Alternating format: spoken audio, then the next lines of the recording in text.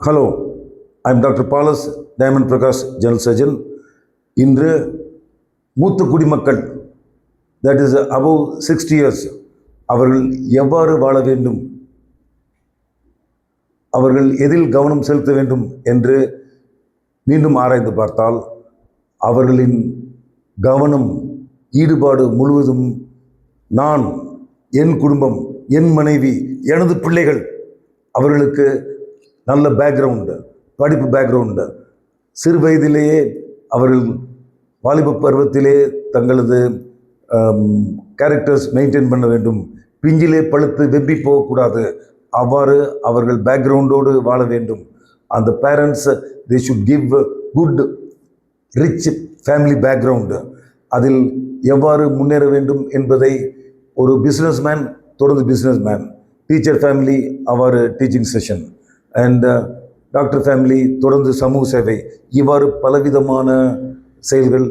நேரத்தே அவர்களுக்கு நல்ல திருமணம் செய்து வைத்து சந்தோஷமான குடும்ப வாழ்க்கை, எப்பொழுதும் துக்கம் இல்லாமல், கணவன் மனைவி பின்னால் சண்டைகள் வராமல் தொடர்ந்து அவ்வாறு வாழ்ந்து அவர்கள் அதில் கவனம் செலுத்தினால் அந்த மூத்த குடிமகன்களுக்கு, அந்த தம்பதி தாத்தா பாட்டிக்கு நல்ல ஆயுசு.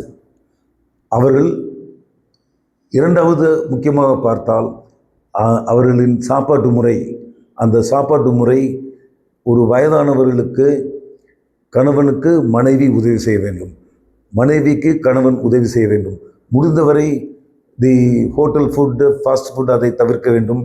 பிள்ளைகள் வயதானவர்களுக்கு அவர்கள் சின்ன குழந்தையாக இருந்த பொழுது அவர்களை காப்பாற்றியதினால் பிள்ளைகள், மகன் மகள், பேரன் பேத்தி, தாய் கிழவி, தாத்தா பாட்டி அவர்களை சரியாக, பூட்டன் அவர்களை சரியாக கவனிக்க வேண்டும்.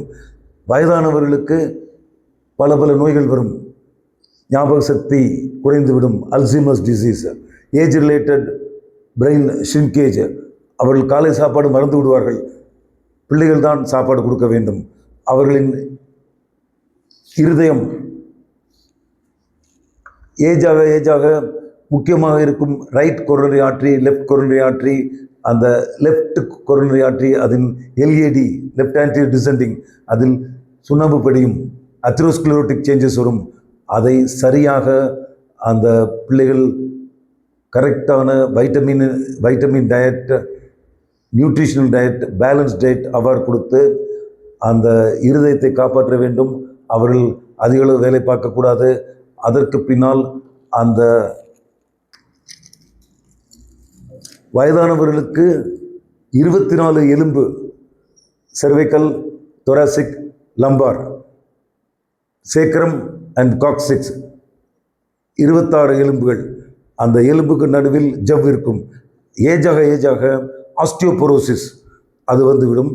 அப்பொழுது எலும்பு நஞ்சு அவர்கள் கூண்கிழவி போல் ஆகிவிடுவார்கள்.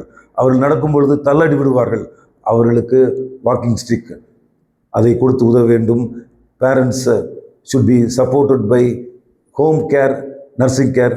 ஆகவே அதிகளவு ஒர்க் லோடு, வெயிட் லிஃப்டிங் அது வயதானவர்கள் செய்யக்கூடாது. So LBA very important problem in the old people. மேலும் வயதானவர்களுக்கு ஹிப் ஜாயிண்ட், இந்த hip joint, knee joint, ankle joint, அதில் old age osteoarthrosis, degenerative arthritis அவ்வாறு வரும். அதை தேவையில்லாமல் அவர்கள் வாத நீர் என்று புலம்புகிறார்கள். வயதானவுடன் காட்லேஜ் தேய்ந்துவிடும்.